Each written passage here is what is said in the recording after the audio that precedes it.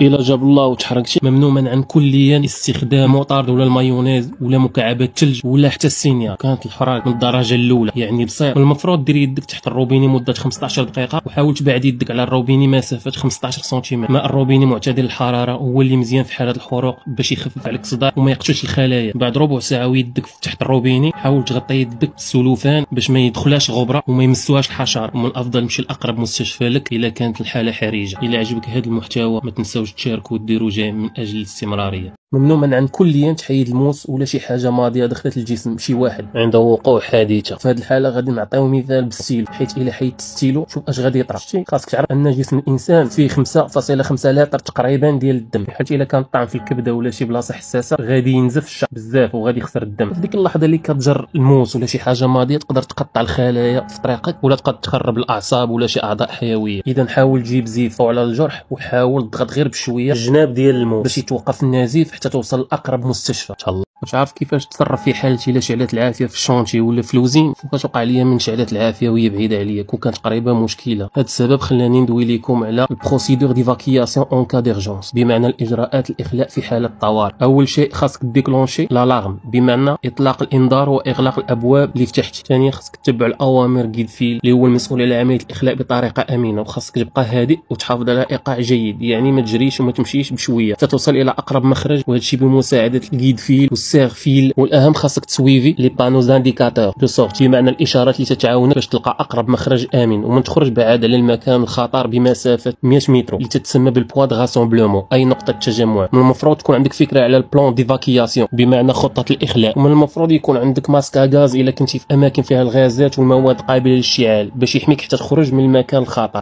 سلام. ممنوع منعا كليا في حاله الا رعفتي او وقع لك نزيف من الان رجع راسك للور. هذه العاده خاطئه وخطيره، يقدر يدوز لك الدم من مجرى التنفس وتختنق. اذا اجوا نشوفوا الخطوات الصحيحه والامنه. اولا جلس في كرسي وحاول تهبط راسك للقدام لتحت. ثانيا حاول تضغط على الانف بشويه في المنطقه الطريه، ماشي اللي بلاصه قاصحه يعني اللي فيها العظم بحالو، وحاول تنفس من فم. ثالثا جيب زيف ودير فيه شويه ثلج، ما ديرش الثلج مباشر، وحطه فوق الانف بهذه الطريقه. ومن الاحسن ديروا حتى مورا عنقك باش يتقلص الاوعيه الدمويه وينقص النزيف بشويه بشويه حتى يتحبس. ان شاء الله.